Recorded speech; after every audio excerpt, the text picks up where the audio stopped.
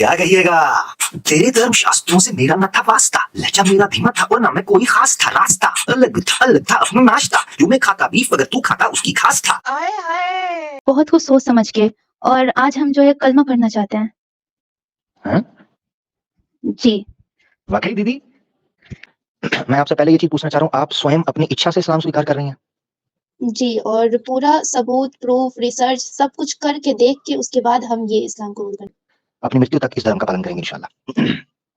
अशहदु अशहदु अल्लाह अल्लाह इलाहा इलाहा इल्लल्लाह। अपनी सिस्टर हमारे साथ दोबारा जुड़ी हैं, उनको ले लेते हैं। जी सिस्टर। जी, कैसे हैं आप? अल्लाह का शुक्र, अल्हम्दुलिल्लाह। दीदी आप सुनाएं, खैरियत से हैं? जी, बिल्कुल। आज हम ये स्ट्रीम जॉइन किए हैं, मतलब बहुत कुछ सोच समझ के, और आज हम जो है कलमा पढ़ना चाहते हैं। हैं? जी। वाकई दीदी? जी, बिल्कुल, क्योंकि दीदी मुझे याद मैंने ये माशाल्लाह, जी, माशाल्लाह, माशाल्लाह, अल्लाह अकबर, मैंने अल्हम्दुलिल्लाह। बहुत रिसर्च किया और मुझे अब जाकर ये लगा कि नहीं, यही सही धर्म है और सच्चा धर्म है। इसके अलावा दुनिया का कोई भी धर्म नहीं है इसके मुकाबले, और सारे अल्लाह धर्म अकबर, में मिलावट है। अल्लाह अकबर, अल्लाह अकबर। दीदी मुझे याद है कि आप कह रही थी कि मैंने सनातन धर्म को तो त्याग दिया, मगर मैं इस्लाम को तब तक स्वीकार नहीं करूंगी जब तक मैं रिसर्च नहीं कर लेती। याद है आपको? जी, बिल्कुल। तो अभी स्पष्ट रूप से आपकी संतुष्टि हो गई है कि आप स्वीकार करना चाहती हैं दीदी? जी, और ये मतलब ईमान लाने के लिए, कलमा पढ़ने के लिए, मतलब बहुत कुछ हम देखे, सोचे, कुरान पढ़े और रिसर्च किए, और तब जाकर हमको ये एहसास हुआ कि नहीं। दीदी आवाज चलेगी आपकी। दीदी नेट का मसला हो हेलो। गया है। जी, अब आ रही है। जी, बोलें। जी, मतलब कलमा पढ़ने का मेरा बहुत सारा रीज़न है, लेकिन उसमें सबसे पहला रीज़न है कुरान की एक आयत, जो हम पढ़े तो हम दंग रह गए, और जब उस चीज़ को समझे तो हमको ऐसा लगा कि मतलब कुरान क्या बात कहता है, एक-एक चीज़। और ये चीज़ हमको पता है, ये चीज़ हमको मिला, मतलब 2 गधे का हम वीडियो देख रहे थे, और वो जो है इस चीज़ को, कुरान को, और ये दिखाकर इस तरह से बदनाम कर रहा था कि अरे देखो, कुरान में तो ये गलत है, ये चीज़ ये है। और जब हम उसको रिसर्च किए और फिर जब उसको पढ़े, तब हमको समझ में आया कि ये तो साफ-साफ लिखा है कुरान में, लेकिन ये लोग इस चीज़ को समझ नहीं पा रहे हैं, और ये जो है जो भी एक्स मुस्लिम है, वो जो है गुमराह कर रहे हैं मुसलमानों को और नफ़रत फैला रहे हैं। तो हम जब वो आयत को पढ़े और उसको समझे, तो दिखा कि मतलब कुरान में तो ये चीज़ साफ-साफ है, लेकिन इन लोगों को दिख नहीं रहा है ये चीज़। तो हम चाहेंगे। दीदी आपकी वॉइस का मसला बन रहा है, नेट का कुछ इश्यू हो रहा है, थोड़ी डिस्टॉर्ट हो जाती है। जी, आप बोलें। हेलो। जी, आपके नेट का मसला नहीं है, शायद मेरे ख्याल से जो हेडफोन्स आपने लगाया है, माइक वगैरह का शायद को मसला है थोड़ा। अच्छा, 1 मिनट। जी। जी, अब आवाज ठीक है? हाँ, जबरदस्त दीदी, अब आई है ना आवाज सही। जी दीदी बोलें, जरूर अपनी बात रखें। जी, तो कुरान का जो है सूरा नंबर 2 आयत नंबर 184, ये आप निकाले। हम ये चीज़ को पढ़कर और जो है बताना चाहते हैं लोगों को इसके बारे में, जो चीज़ हम फ़ील किए और समझे। वाह, ये इससे बड़ी तो कोई बात ही नहीं हो सकती। ये हुई ना बात कि आप पढ़कर सुनाएं और बताएं कि आपको क्या फील हुआ। दोबारा बताइएगा, चैप्टर कौन सा है? सूरा नंबर 2 है, आयत नंबर 184। आयत नंबर 184। 184। वाह, माशाल्लाह। सॉरी। जी, 184 आपने बोला है, तो मैं 184, ठीक है जी। ये जी हमारी स्क्रीन शेयर हो जाएगी। जी दीदी, 184, और मैं इसकी हिंदी ट्रांसलेशन निकाल लेता हूँ। रुकिएगा जरा। जी, और ये जी दीदी नजर आ रहा है आपको? जी। पढ़ दें। जी। गिनती के कुछ दिनों के लिए इस पर भी तुम में कोई बीमार हो या सफर में हो तो दूसरे दिनों में संख्या पूरी कर ले, और जिन बीमार और मुसाफिरों को इसकी मोहताजों को खिलाने की सामर्थ्य हो, उनके जिम्मे बदले में एक मोहताज का खाना है। फिर जो अपनी खुशी से कुछ और नेकी करे तो यह उसी के लिए अच्छा है, और यह कि तुम रोजा रखो तो तुम्हारे लिए अधिक उत्तम है, यदि तुम जानो। जी, इसमें जो है जी जी वो जो हम वीडियो देखे उसमें जो है इस तरह से बताया जा रहा था कि जो है यहाँ पे देखिए क्या लिखा हुआ है कि जो है गिनती के कुछ दिनों में जो है आपका मन करे, मतलब बीमार है या सफर में है तो रोजा रखे, या फिर आप जो है इसके आगे भी होगा, हम चाहते हैं इसके आगे भी निकालें आप। जी जी जी, इसके आगे वाली आयत भी जी, ये जी पढ़े, मैं फिक्स कर देता हूँ ताकि उसको फिर जूम कर सकूं। जी पढ़ें आगे वाली 150 185। नहीं, मतलब हम जो आयत पढ़े ना उसमें हम्म, था कि अगर जो है लोगों की कुछ मतलब ताकत है तो वो रोजा रखें, और हम्म, अगर सामर्थ्य नहीं है तो फिर जो है वो मिस्कीनों जी को जो है भोजन जी जी, खिलाएं। यही है यही है यही है, वो जो आपने पढ़ी है ना, यही है। जी ठीक है, समझते हैं। जी उनके जिम्मे हाँ बदले में एक मोहताज को खाना खिलाना है, ये है। जी जी। जी जी इसमें देखिए, इसमें 2 चीज़ को जो है मिलाकर मतलब ये मिला हुआ है, और इसको जो है अलग-अलग लोग जो है किस तरह से समझते हैं। पहले यहाँ पे पहली लाइन में लिखा हुआ है कि जो बीमार है और सफ़र में है, वो जो है रोज़ा को ना रखें, और जो है अलग जब दिन है, जब आप सेहतमंद हैं तब रोज़ा रखें। दूसरा चीज़ यहाँ पे एक और है कि अगर आप सामर्थ्य हैं, तो जो है लेकिन आप रोज़ा नहीं रख रहे हैं, तो उसके बदले में आप मोहताज को खाना खिलाएँ। इस तरह से जो है 2 अलग-अलग करके बताया जा रहा था। और जो है ये भी बोला गया कि अगर आप जो है सामर्थ्य है लेकिन आप जो है रोज़ा नहीं रख रहे हैं, तो आप जो है लोगों को खाना खिला दीजिए, आपको रोज़ा रखने की ज़रूरत नहीं है। इस तरह से जो है उस वीडियो में बताया जा रहा था। लेकिन जब इस कुरान के पूरे आयत को जब पढ़े हम, तो हमको समझ में आया कि इसमें तो दोनों अलग-अलग बात नहीं है, दोनों एक साथ मिलाकर कुरान में हाँ, बात हुई है। जी, जबरदस्त कि जबरदस्त जो जबरदस्त। बीमार है और जो है सफ़र में है, वो अगर सामर्थ्य है, उनके पास शक्ति है कि वो रोज़ा रखे, लेकिन फिर भी जो है वो उनके लिए कहा गया है कि बीमार है और सफ़र में है, सामर्थ्य है उनके पास कि वो रोज़ा रख सकते हैं, लेकिन वो जो है रोज़ा ना रखें, वो जो है जो ज़रूरतमंद है, जो भूखे हैं, उनको खाना खिला दें। तो इस तरह से जो है इनके बारे में कहा गया है कि जो बीमार है और सफ़र में है, ना कि ये कि ये दोनों अलग-अलग लाइन है, और जो है जो सामर्थ्य हो और जो है मतलब कि शक्तिशाली हैं, सामर्थ्य हैं रोज़ा रखने के लिए, लेकिन वो रोज़ा नहीं रखना चाहते हैं, तो किसी को खिला दें। तो ये चीज़ जो है अलग-अलग करके बताया गया है, लेकिन यहाँ पे जो है दोनों आयत एक साथ है, और दोनों को एक साथ बताया गया है कि जो बीमार है और सफ़र में है, वही वो लोग हैं जो सामर्थ्य है, लेकिन वो जो है रोज़ा ना रखें, और जो है जो ज़रूरतमंद है या भूखे हैं, उनको खाना खिला दें। तो इस तरह हम्म, से 2 अलग-अलग बात को जो है कहकर और जो है बताया जा रहा था, लेकिन ये दोनों बातें एक साथ हैं। तो जब हम इस चीज़ को, इस आयत को पढ़े, एक बार नहीं बहुत बार पढ़े, तब हमको ये चीज़ समझ में आया कि किस तरह से ये लोग जो है लोगों को गुमराह कर रहे हैं, और जो है वो खुद इस चीज़ को समझ नहीं पा रहे हैं, और दूसरे को कह रहे हैं कि ये जो है तो इस मुसलमान ये ऐसे है, कुरान में ये है, यहाँ गलत है, ये गलत है। और आज हम जो है पहले सनातनी थे, फिर सनातन धर्म को छोड़े, और आज जो लोग, ये लोग मिलकर जो है जिस आयत को लेकर लोगों को गुमराह कर रहे हैं, आज उसी आयत को लेकर आज हम जो है कलमा पढ़ रहे हैं। तो अल्लाहु लोगों अकबर अल्लाहु इस अकबर। तरह मतलब हम अगर ये सोच सकते हैं, तो वो सामने वाला बंदा भी सोच सकता है। मेरा अगर इतना दिमाग जा सकता है, तो उसका भी जा सकता है। लेकिन वो समझना नहीं चाहते इस बात को। माशाल्लाह माशाल्लाह, जबरदस्त जबरदस्त दीदी, जबरदस्त।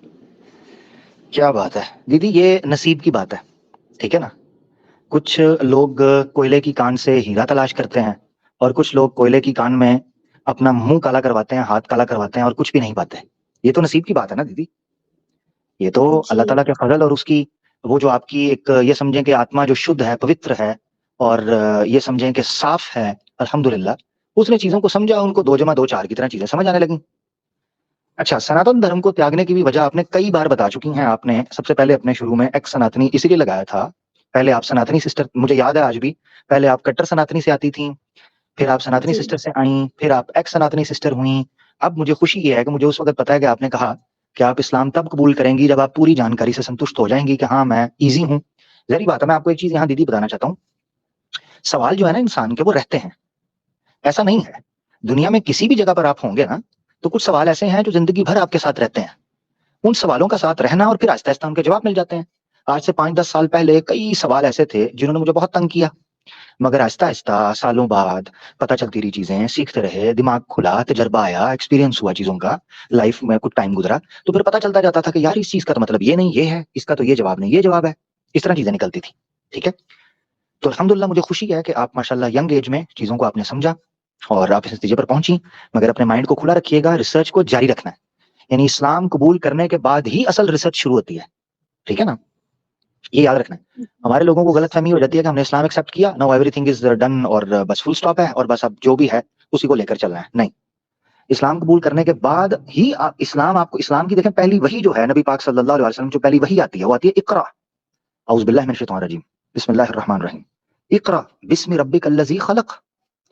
अपने रब के नाम से पढ़ना शुरू करो, इकरा पढ़ते रहो, स्टडी करो, रिसर्च करो। इस्लाम ने हमेशा इस चीज को ऑनर किया है कि चाहे मर्द हो या औरत हो वो स्टडी करे, अपने विचार खुद बनाए। और मैं आपको एक हदीस सुनाता हूँ। अल्लाह के रसूल पाक सल्लल्लाहु अलैहि वसल्लम, तो हदीस एक स्पेसिफिक कॉन्टेक्स्ट में है मगर उधर बड़ा जबरदस्त एक इशारा आपको मिलता है अंडरस्टैंड करने के लिए। हदीस यह है कि अल्लाह के रसूल ने फरमाया औरत की रजामंदी उसकी खामोशी है, इसमें कयामत छुपी हुई है। दूसरे लफ्जों में अल्लाह के रसूल कह रहे हैं कि अगर औरत खामोश रहती है तो मान लिया जाएगा ये उसकी रजामंदी है। क्या मतलब? कि औरत को बोलना पड़ेगा, औरत को बोलना पड़ेगा अगर वो किसी चीज से राजी नहीं है तो। इस्लाम वो वाहिद अल्लाह अल्हम्दुलिल्लाह अल्लाह के हुक्म से वो दीन है जिसने औरत को जुबान बख्शी, उसको बताया कि वो अपने विचार अपनी राय रख सकती है। यही वजह है कि कुरान की एक सूरत है अल मुजादिला, उसका शुरू होता है क़द समी अल्लाहु क़ौलल्लती तुजादिलुका फ़ी ज़ौजिहा, कि ए नबी अल्लाह ने सुन लिया उस औरत की बात को जो आपसे झगड़ रही थी अपने खामद के बारे में। यानी औरत की आवाज की और औरत की बात की और औरत के विचार की और उसको कोई आपत्ति है या वो कुछ किसी विषय के ऊपर बात करना चाहती है, उसकी इंपॉर्टेंस ये है इस्लाम के अंदर। इसी तरीके से मिसाल आपको पता चलती है हजरत उमर फारूक जो खलीफा हैं, हमारे जो लीडर थे, ठीक है ना, स्टेट लेवल का लीडर, खलीफा एक बहुत ऊंची पोस्ट है। तो वो एक दफा एक लेक्चर दे रहे थे जुम्मे के दिन, जैसे खुतबा होता है, तो एक औरत खड़ी हो गई और उसने कहा अमीरुल मोमिनीन आप बात नहीं सही कर रहे, अल्लाह के रसूल ने इस तरह कहा था, आप ऐसे कह रहे हैं। तो अमीरुल मोमिनीन ने कहा औरत बिल्कुल ठीक कह रही है, मैंने खता की, मैं अपनी इस्लाह करता हूँ, औरत बात सही कर रही है। इसी तरीके से इस्लाम के अंदर हजरत उमर फारूक नहीं, मदीना के जो बाजार हैं उनकी रेट लिस्ट को चेक करने के लिए और क्वालिटी एश्योरेंस के लिए जिस पर्सनालिटी को अपॉइंट किया था वो एक फीमेल थी। ये आपने कहा कि बाजार में देखो कोई मिलावट तो नहीं कर रहा, देखो कोई रेट्स तो नहीं ऊपर नीचे कर रहा, देखो कोई चोरी चकारी तो नहीं कर रहा, देखो कोई धोखे का माल तो नहीं बेच रहा।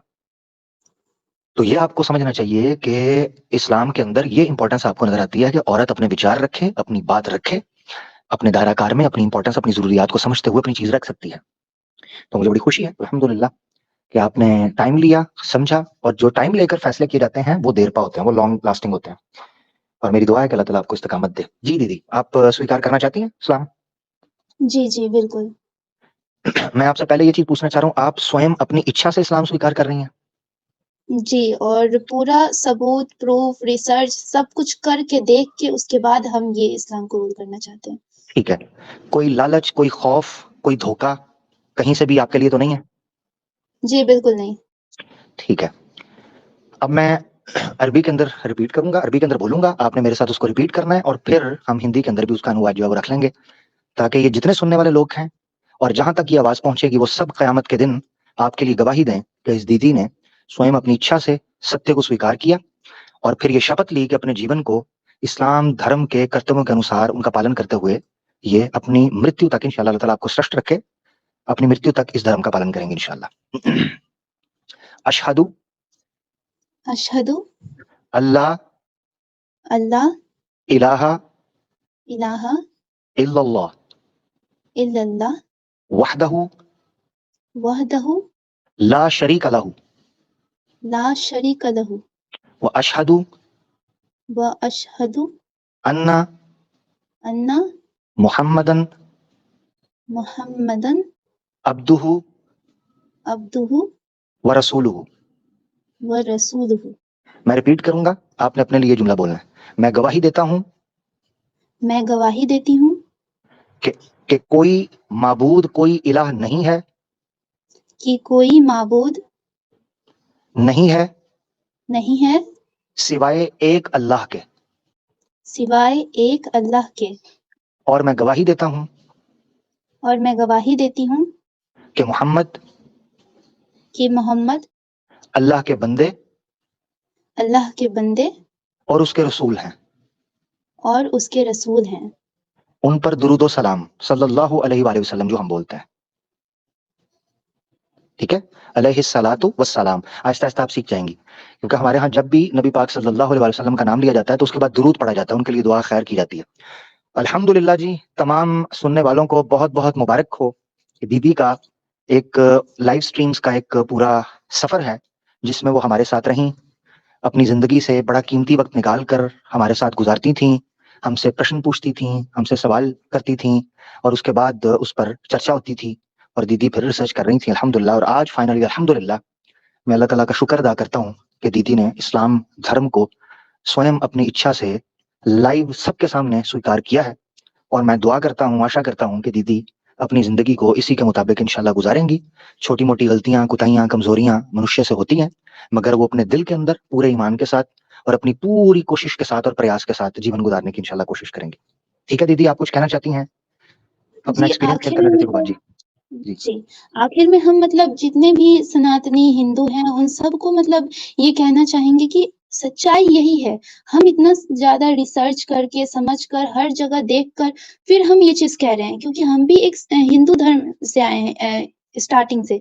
और मतलब कि उन लोग के लिए हम ये मैसेज देना चाहेंगे कि आप मुसलमान हैं, आमिर हक मुसलमान है, फिर और भी जितने लोग हैं, मुफ्ती यासिर नदीम जो हैं वो मुसलमान हैं, फिर अलीना सिस्टर वो मुसलमान है और तमाम जितने हैं सब मुसलमान हैं। लेकिन हम एक सनातनी हैं। उन लोग को लग सकता है जो हिंदू हैं उनको लगेगा कि ये मुसलमान है इसीलिए हमारे धर्म ग्रंथ का विरोध कर रहा है और जो है अपने धर्म का जो है बोल रहा है कि मेरा धर्म बहुत अच्छा है। लेकिन हम एक जो है हिंदू फैमिली से आते हैं, हम ये कहते हैं कि जो है ये जितना भी हिंदू धर्म है वो सब में गलती ही है और सिर्फ एक ही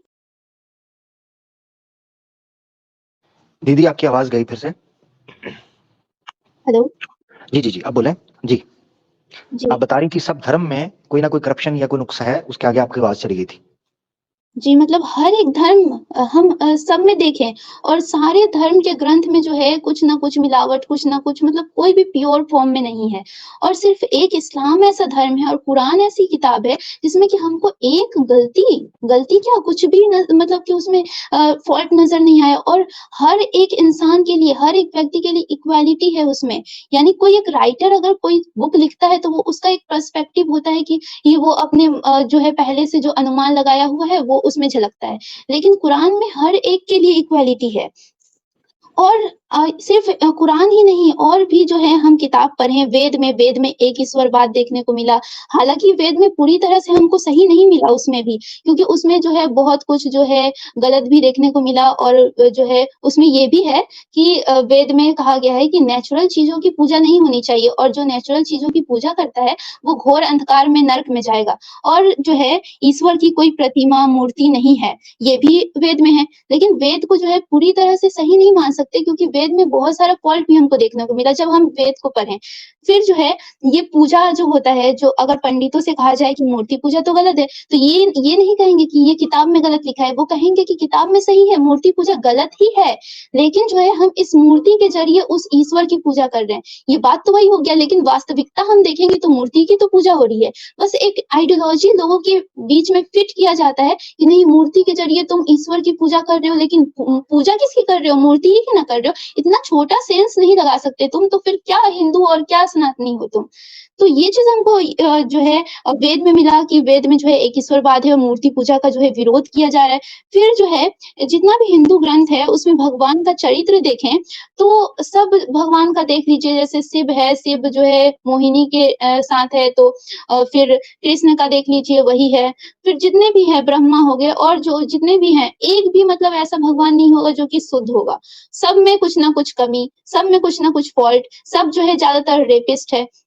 तो ये देखकर फिर हम ये नहीं ना कह सकते कि हाँ, ये सनातन धर्म जो है सही है, इसमें जो है कुछ नहीं है। इसको हम आइडियोलॉजी मान लें, इसको जो है भगवान मान लें और इसकी पूजा करें, इसके चरित्र को देखें तो हमको जो है इसी सब से ये सीख मिलती है कि लड़कियों के साथ ऐसे करो, ऐसे करो। कृष्ण को अगर कोई आइडल मान ले तो कृष्ण क्या किया था? गोपियों को जो है ये नहा रही थी तो उसको जो है बिना वस्त्र के जो है बाहर आने के लिए कह रहा है। तो ये सब अगर मानसिकता लोगों के बीच रहेगा तो वो अगर उसको आइडल मानेंगे तो वही चीज़ ना करेंगे। तो ये कहीं से भी आइडल या भगवान या पूजने लायक नहीं हो सकते। दूसरी चीज़ हम रामायण जो है पढ़ें, तो रामायण में हमको एक चीज़ मिला कि लक्ष्मण जो है अपने बाप को कह रहा है कि हम जो है अपने पिता को मार देंगे। ये जो है सिर्फ़ अकेले नहीं कह रहा लक्ष्मण, राम के सामने और राम की जो मदर है, जो ये है कौशल्या, उनके सामने लक्ष्मण ये कहते हैं कि मेरे जो दशरथ पिता हैं उनको मैं मार दूंगा। ये जो है रामायण के 21 सर्ग श्लोक नंबर 12 में है। लक्ष्मण कहता है कि राम हमें राजपाट के लिए अपने पिता को मार देना चाहिए। फिर रामायण का ही 21 सर्ग श्लोक नंबर 19 में है कि लक्ष्मण का कहना मैं वृद्ध पिता को अवश्य मार डालूंगा। फिर इसी रामायण में जो है 21 सर्ग श्लोक नंबर 21 में है कि राम की जो माँ है कौशल्या, वो कहती है कि लक्ष्मण जिस तरह से कह रहा है, राम को कहती है कि लक्ष्मण जिस तरह से कह रहा है कि देख लो, अगर तुमको सही लगे और जो है ये चीज जो लक्ष्मण कह रहा है वो सही लगे तो वैसा ही करो। यानी कि दोनों तरह से लक्ष्मण भी कह रहा है कि पिता को मार डालो, किस लिए? राजपाट के लिए। माँ भी कह रही है कि तुमको अगर सही लगे तो फिर जो है ऐसा ही करो। और कहीं भी जो है राम उसको रोकता नहीं है। अगर राम जो है पुरुषोत्तम है, पूजने योग्य है, तो वो उस लक्ष्मण को डांट सकता था, मार सकता था। क्यों? क्योंकि वो उसके पिता, दोनों के पिता थे ना। वो अपने पिता को मारने की बात कर रहा है और राम चुपचाप सुन रहा है। इसका मतलब राम का भी यही होगा दिमाग, वो भी चाहता होगा कि हाँ बात तो सही कह रहा है, मार देना चाहिए इस पे। लेकिन अब करे तो क्या करे? तो अब जो है वो गुस्से में राजपाट छोड़ के चल जाता है। 14 वर्ष के वनवास के बाद फिर आता है और अपना राजगद्दी संभालता है। तो राम का ये चरित्र देखकर कहीं से भी हमको ये पूजने लायक या फिर जो है भगवान कहलाने लायक नहीं लगता। ये मतलब एक राजनीतिक पुरुष था जिसको जो है बहुत बढ़ा चढ़ा कर जो है भगवान और जो है क्या-क्या श्रेणी उसको दे दिया गया। तो ये जितने भी देवी देवता हैं ये कहीं से भी पूजने लायक नहीं है, हमको ये लगता है। और हम लास्ट में ये मैसेज देना चाहेंगे जितने भी हिंदू हैं और सनातनी हैं उनको, कि देखो ये सच्चाई और सत्य के रास्ते में आ जाओ। क्योंकि अगर तुम जो है झूठ की पूजा करोगे तो कभी भी तुमको स्वर्ग की प्राप्ति नहीं होगी। अगर तुम मूर्ति पूजा करोगे तो वो मूर्ति कभी भी तुमको अच्छाई के रास्ते में, कभी भी जो है स्वर्ग के रास्ते में नहीं ले जाएगा। तुमको अगर जो है सच्चाई के पथ पर चलना है, सही को मानना है, तो तुमको जो है इसको मानना ही पड़ेगा। तो जो सत्य है और जो सच्चा है उसकी तरफ आना बहुत ज़रूरी है, और इसके लिए है कि तुम पढ़ो। और जो है अपने धर्म, आपने मतलब कि आप लोगों ने जो है इतना कुछ बता दिया, जो हिंदू, जो सनातनी, इनफैक्ट हम इसको जो है नहीं पढ़े थे कभी, कभी जाने नहीं थे, कभी मतलब हो गया पैदा ले लिए हिंदू धर्म में, लेकिन उसको पढ़ना और समझना ये सब कुछ नहीं। मेरे घर में कुछ भी नहीं था, ना वेद था, ना रामायण था, कुछ भी नहीं था। और जब इसको आप लोग का स्ट्रीम देखे, हम इसको समझे, फिर हमको लगा कि नहीं, आप लोग जो रेफरेंस दे रहे हैं हो सकता है गलत है, हम खुद खरीद के लाते हैं। तो इनफैक्ट हम खुद जो है रामायण खरीद के लाए, वेद खरीद के लाए, और इस चीज को पढ़े और जो आप रेफरेंस दिए वो सबको देखे, तो हमको एहसास हुआ हमको कि मतलब आप लोगों ने जो है मेरी आंखें खोल दी। इतना बड़ा जो है मेरे लिए जो है आपने काम किया, और तमाम जो हिंदू हैं जो भटके हुए हैं उनके लिए आप काम कर रहे हैं। तो आपके लिए जो है मैं बहुत ज्यादा आभार हूँ। और आप मतलब कि मैं क्या बोलूँ, आपने जो है मुझे सच्चाई के रास्ते पे लाने के लिए इतना बड़ा योगदान दिया। तो दीदी हमने आज दीदी इस्लाम हमने धर्म कुछ कबूल करके, जी, अल्हम्दुलिल्लाह इस्लाम धर्म कबूल करके हम बहुत ज़्यादा सुकून मिल रहा है हमको, बहुत ज़्यादा। दीदी क्योंकि हमने इसके कुछ भी अलावा नहीं कोई किया। भी धर्म सत्य नहीं है। मैं आपको ये चीज़ बताना चाहता हूँ, हमने कुछ भी नहीं किया, ठीक है? हकीकत में ये है कि ये अल्लाह का वो ख़ास फ़ज़ल है, ये जो आप पर हुआ। इसमें हमारा कोई कमाल नहीं है, बल्कि आपने जो इस्लाम को स्वीकार किया है, ये आपका हम पर, ये समझ लें कि एक मेरे लिए पर्सनली, मैं अपनी बात ही कर दूँ, बाकियों के ऊपर भी जो हमारी टीम में हैं, जिनके प्रोग्राम्स आप सुनती रहीं, जॉइन होती रहीं, ये आप सबका हमारे लिए बहुत बड़ा, ये समझ लें कि एक फ़ख्र की बात है कि अल्हम्दुलिल्लाह कि आपको ये महसूस हुआ। तो हम कल को अल्लाह की बारगाह के अंदर इस चीज़ को रख पाएँगे कि एक दीदी थीं, सच्ची थीं, जानकारी लेना चाहती थीं, खोज रही थीं, अपनी ज़िंदगी को सीरियस लिया, उसको मज़ाक, खेल, तमाशा नहीं बनाया, और अल्लाह ने उनका जो है ना दिल उसको साफ रखा, और वो अल्हम्दुलिल्लाह सत्य की खोज में निकली और उनको मिल गया अल्हम्दुलिल्लाह। तो हम तो कुछ भी दीदी कुछ भी नहीं है, मगर ये है कि अल्हम्दुलिल्लाह इस चीज़ की खुशी ज़रूर होती है कि जब आप जैसी बहनें या आप जैसे भाई, जितने लोग हमें सुन रहे हैं, जब वो सच को स्वीकार करते हैं, इस्लाम की हकीकत को जानते हैं। हालाँकि इस दौर के अंदर सोशल मीडिया की वजह से, मीडिया की वजह से, ख़ास तौर पर जो इंडिया के अंदर अभी देखें, पीछे सर्वेज़ आए हैं बाकायदा, उन्होंने बताया कि इस्लामोफोबिया के जितना ज़्यादा कंटेंट ओरिजिनेट होता है वो इंडिया से 53% है। यानी पूरी दुनिया के अंदर आधे से ज़्यादा प्रतिशत जो हेट फैल रहा है इस्लाम के लिए, वो इंडिया से अनफॉर्च्यूनेटली उठ रहा है। अनफॉर्च्यूनेटली दुःख होता है। ऐसे माहौल के अंदर मैं हैरान हूँ कि ये कैसे कहते हैं कि इस्लाम तलवार के दौर पर फैला है। इस माहौल के अंदर जो टफ आपने माहौल इस्लाम के लिए इस वक़्त क्रिएट किया हुआ है, मुसलमानों को दबाकर इस्लाम को आप अपनी तरफ से चैलेंज कर रहे हो। उस माहौल के अंदर अगर कोई दीदी या कोई भाई इस्लाम को स्वीकार करता है, मैं समझता हूँ ये बहुत बड़ा सेक्रीफाइस है अपनी जिंदगी के अंदर, जो वो सच को कबूल करने के लिए अल्हम्दुलिल्लाह करते हैं। दीदी आपने राम की बात की, उस पर मैं कहना चाहता हूँ कि इन्होंने एक पॉलिटिशियन को पकड़ के कितना बड़ा देवता बना लिया। दीदी दूर क्यों जाना है, अभी नरेंद्र मोदी साहब को देख लें। अगर किसी सनातनी के अंदर सत्य की कुछ भी चिंगारी बाकी है, कुछ भी अंगार बाकी है सत्य का, न्याय का, वो अपनी आंखों से खुद देख ले। कोई विष्णु जी का अवतार कह रहा है, कोई श्री राम जी का अवतार बना के बैठा है, कोई भगवान बनाकर बैठा है। मोदी साहब को आज आज जो हालात हैं, जो विकास के, जॉब्स के, मॉरल वैल्यूज के, क्राइम रेट्स के, उन इश्यूज को सामने रखते हुए इतनी अंधभक्ति छा चुकी हुई है कि लोग कह रहे हैं जनाब ये भगवान का अवतार है। यही दीदी श्री राम के मामले में हुआ होगा, यही श्री कृष्णा के मामले के अंदर हुआ होगा। मैं नहीं कह रहा हूं कि श्री राम ये श्री कृष्णा मोदी की तरह होंगे, अगर हुए भी होंगे ना कभी, वो बड़े अच्छे लोग होंगे यार। मगर जो चरित्र शास्त्रों के अनुसार हमसे पहुंचा है ना, हम उसको देखकर तो बिल्कुल भी नहीं मान सकते कि वो पूजनीय थे। ये तो 100% बात ठीक है कि अगर आपने श्री राम का परिचय शास्त्रों के अनुसार करना है, श्री कृष्ण का परिचय शास्त्रों के अनुसार करना है, तो फिर वो पूजनीय नहीं थे 0% भी। जो चीज सामने आती, वो तो अच्छे अच्छे व्यक्ति भी सिद्ध नहीं हो सकते, सॉरी, अच्छे व्यक्ति नॉर्मल। तो भाई ये चीज है जी। दीदी आप कुछ कह लें तो फिर मैं चाहूंगा कि आगे बढ़े। जी, और जितने भी मतलब एक्स मुस्लिम जो हैं वो हेट फैला रहे हैं और इस्लाम के बारे में बुरा-भला कह रहे हैं, तो मतलब ये देखने से ही पता लगता है कि ये लोग जो है पूरा प्लांटेड हैं और जो है पूरा जो है जानबूझ के जो है पैसा लेकर और ये जो है हेट फैला रहे हैं। क्योंकि जो है ये लोग सुपर चैट चलाते हैं, सुपर चैट में आता है इनको पैसा, तो इससे ये लोग जो है कमा रहे हैं। क्योंकि इनको अच्छे से पता है कि इंडिया का आबादी जो है वो 80% के आसपास है, ठीक है? और इतनी बड़ी आबादी जो है, इसको जो है मूर्ख बनाना बड़ा आसान है। तो इस तरह से ये लोग क्या करते हैं, हिंदू जो है मतलब एक्स मुस्लिम बनकर जो है इस तरह से जो है हेट फैलाते हैं और इसके बारे में जो है यहाँ पे ये गलत है, ये गलत है। जबकि ये जो है पूरा डिफाइन नहीं करते हैं। जब इनको लगता है कि थोड़ा बहुत भी यहाँ पे हम फँसने वाले हैं, तो ये आधा ही जो है आयत दिखाते हैं और आधा आयत को छिपा देते हैं। लेकिन जो रिसर्च करता है, जो देखता है, तो उसको पता रहता है कि इसके आगे वाला आयत में ये पूरा कन्फर्म था, लेकिन वो जो है इसको छुपा देता है और इनको मिलता है सुपर चैट। सुपर चैट से ये जो है कमा रहे हैं। इतने लोग जो है पागल हुए हुए हैं कि अरे ये तो जो है क्योंकि ये लोग के दिमाग में बैठ चुका है कि अगर तुम जो है मुसलमान के खिलाफ रहोगे तो हम तुम्हारे साथ, तुम मेरे सपोर्टर हो गए। तो ये जो है मैं मानसिकता इसकी बनाई मिसाल गई देता है। हूँ, सॉरी, मैं आपको इसकी मिसाल देता हूँ दीदी। अभी आपने बात करते हुए थोड़ी देर पहले जब आपने शहादा ली, कलमा पढ़ा, उससे पहले आपने एक बात की थी। आपने कहा था मैं हिंदू बैकग्राउंड से, हिंदू फैमिली से आती हूँ, मगर इनको यही लग रहा होगा कि ये फलां। क्यों, पता है क्यों? इस समय पर सोशल मीडिया के ऊपर हिंदू की पहचान पता क्या हो गई है कि जेन्युइन सनातनी कौन है, जो इस्लाम को गाली दे। देख लो, आप जाके चेक कर लो। अगर कोई सनातनी आकर कहेगा ना यार क्यों मुसलमानों के साथ गलत कर रहे हो, क्यों ब्लास्फेमियां कर रहे हो, इज्जत के साथ मिलकर रहो, ये विश्वास ही नहीं करेंगे उसके ऊपर। इतना माइंड ब्रेन वॉश हो गया कि अपने ही बंदे को कह देंगे कि ये बंदा झूठा है।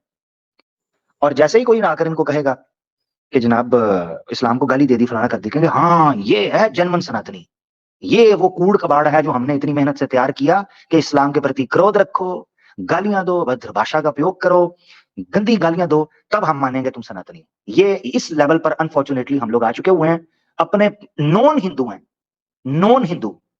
अभी मुझे पता चला एक बड़ा यूट्यूबर है, ठीक है, उस बड़े यूट्यूबर को इन्होंने, उसकी बीवी को पाकिस्तानी बना दिया। चेक करो यार जरा, यानी इस कदर नफरत, इस कदर कि ओपन ओपन किया हुआ है उसने, अपनी लाइफ को पब्लिक किया हुआ है कि उसकी बीवी जर्मन है, जर्मन जो है ना अपना उसका बैकग्राउंड है, सारी दुनिया को पता है। अच्छा, हिंदू संस्कार के अनुसार उसने शादी की है, होली के ऊपर वो करता है, श्री राम के हवाले से उसने बड़ा बैलेंस्ड अप्रोच रखी है।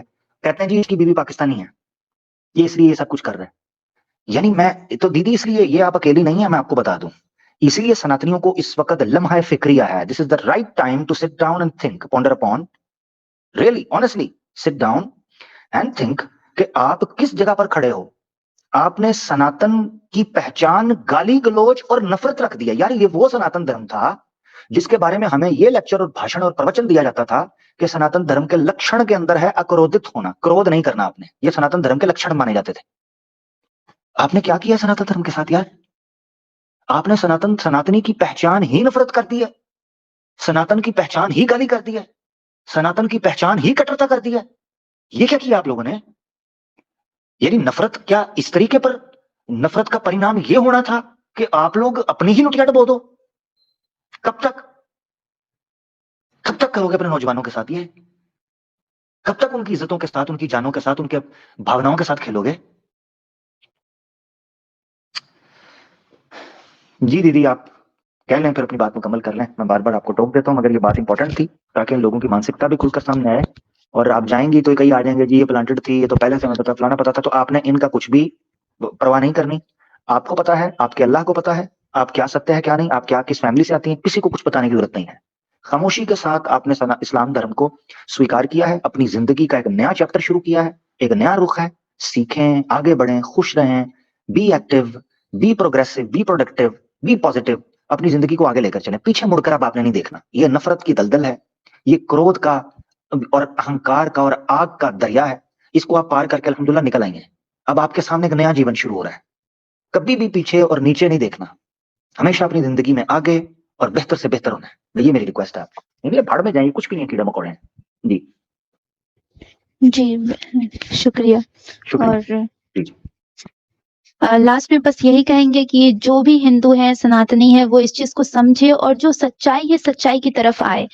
क्योंकि आगे चलकर जो है जब उनको मरना होगा, मरने के बाद जब उनको वो सच्चाई पता चलेगा तो उनके पास बस पछतावा रहेगा और अफ़सोस करते रहेंगे कि हम जो है उस समय समझ लेते, हमको समझाने के लिए इतने लोग आए लेकिन हम समझे नहीं, हम ढीठ बनते रहे।